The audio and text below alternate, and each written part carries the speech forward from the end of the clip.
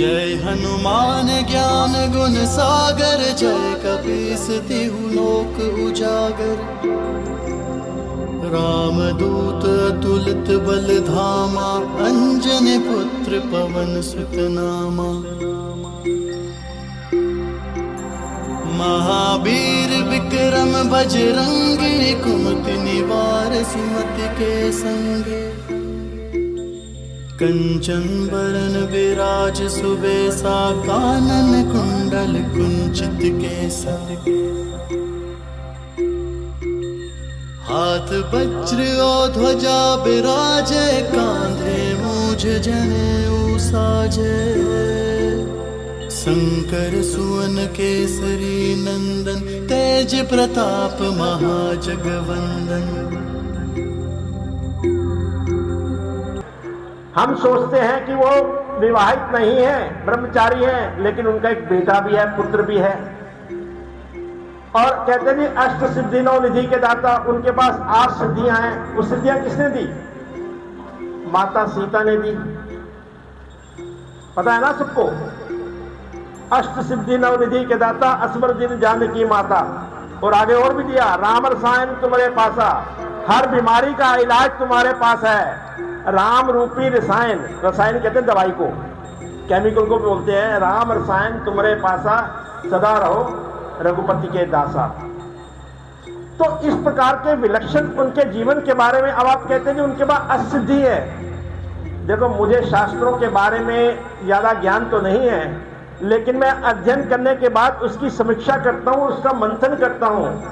अष्ट सिद्धि तो अशोक वाटिका में उन्होंने सीता जी से ली, लेकिन बाल्यकाल में उन्होंने क्या किया?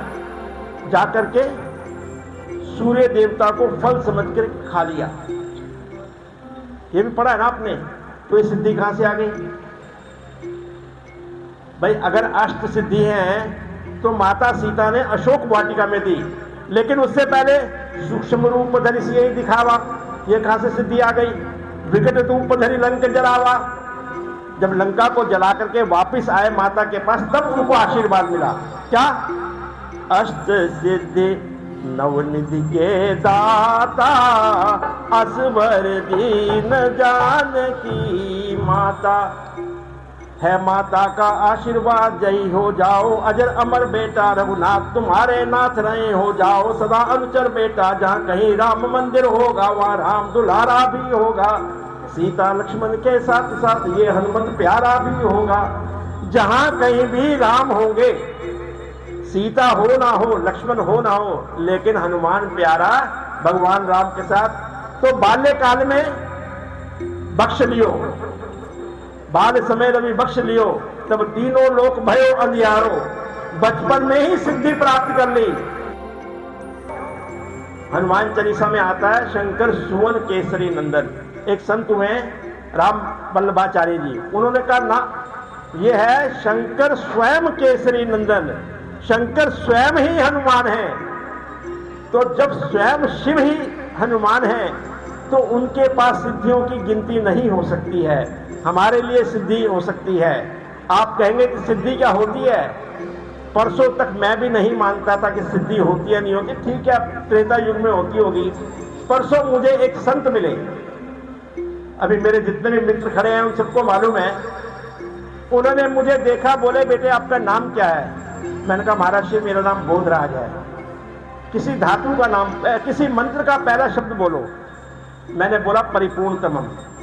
बोलते किसी धातु का नाम बोलो। मैंने बोला तांबा। उन्होंने हाथ यूं किया, मेरे हाथ में दे दिया, मेरे हाथ में तांबा। मुझे विश्वास नहीं हुआ। बोलते बेटे इसको बोलो सोना बन जा। मेरा हाथ बंद है, दायां हाथ। जब खोला तो सोने का ओम बन गया, मेरे पास अभी भी है। फिर बोले, फिर अपने कमरे में चले गए। फिर बुलाया मुझे, बोले बेटे किसी वार का नाम लो। मैंने कहा जी सोमवार। ओ शिव जी। ऐसे हाथ किया और संगमरमर का बड़ा सुंदर सा सफेद रंग का शिवलिंग मेरे हाथ में पकड़ा दिया। उनके पास कुछ नहीं था, पकड़। थोड़ी देर के बाद कहते हैं कि शिव तो बिना चंद्रमा के अधूरे हैं। क्योंकि शिव के ललाट के ऊपर चंद्रमा विराजमान है। कहते हैं हाथ बंद रखो, मेरे हाथ में और शिवलिंग उनके हाथ में नहीं है। एक मंत्र बोला, उसके अंदर लाल लाइट जल गई, वो अभी भी मेरे घर में है। उन्होंने बोला कि आपने, और मंदिर उसके अंदर अभी भी लाइट है, वो जो लाल रंग का प्रकाश है। तो बात खत्म हो गई। 10 मिनट बात हुई राष्ट्र के बारे में, राष्ट्र निर्माण के बारे में, चरित्र के बारे में। चलते टाइम जब मैंने प्रणाम किया, उन्होंने यूं किया और मेरे हाथ में ये देखिएगा, ये परसों उन्होंने मुझे दे दिया। अब मालूम नहीं ये सोने का है किसका है। इसके अंदर ओम भी छपा है, इसके अंदर रुद्राक्ष भी है, और इसके अंदर अगर आप देखें तो पता नहीं ये डायमंड है या हीरा है या क्या है, कुछ भी है। कहने का मतलब है कि अष्ट सिद्धि नौ निधि ये खाली कागजों में नहीं है। हमारे ग्रंथ गवाह देते हैं, साथ साथ गवाही देते हैं। उस संत ने जब ये सब किया तो मन में थोड़ा विश्वास हुआ कि ये अष्ट सिद्धि नौ निधि के दाता, मैं कहूँगा हनुमान जी के पास तो अष्ट क्या 80 सिद्धियाँ होंगी। जैसे मुरारी बापू जब कथा करते हैं, वो कहते हैं हनुमान जी मेरे साथ आकर के बैठते हैं, वो उसके दर्शन करते हैं। लेकिन हमारे अंदर वैसे भाव होने चाहिए, वैसी गति होनी चाहिए, वैसी शक्ति होनी चाहिए, वैसी श्रद्धा होना चाहिए, वैसा समर्पण होना चाहिए, वैसा प्रेम होना चाहिए। तो ये हनुमान जी का जो विलक्षण है, तो मेरे मन में आया कि आज का जो आधुनिक युवा है वो संस्कार विहीन हो रहा है, और उसको संस्कारवान बनाने के लिए क्या करना चाहिए। ग्रंथों के बारे में सोचा, रामायण के बारे में सोचा, गीता के बारे में सोचा, वेदों के बारे में सोचा। आज का युवा के पास इतना समय नहीं है कि इतना समय वो पढ़ सके। सबसे आसान 40 चौपाइयों का ये तुलसीदास जी ने कहाँ लिखा? जेल में लिखा। अकबर ने बुलाया कि मुझे राम के दर्शन कराओ। उसने कहा मेरे राम ऐसे दर्शन नहीं देते हैं, वो भक्ति रस के भूखे हैं। गुस्से में उनको जेल में डाल दिया 40 दिन के लिए। 40 दिन के अंदर अंदर इतने बंदर इकट्ठे हो गए, उन्होंने इतना उड़दंग मचाया कि आखिरकार अकबर को आदेश देना पड़ा कि इनको छोड़ दो। उन 40 दिनों के अंदर ये 40 चौपाइयाँ, जिनको 40 मंत्र भी कह सकते हैं, उन्होंने लिखे। एक एक मंत्र, एक एक शब्द मंत्र है। तो हमने सोचा इतना आसान ग्रंथ किसी भी आज के युवा को समझ भी आ जाएगा।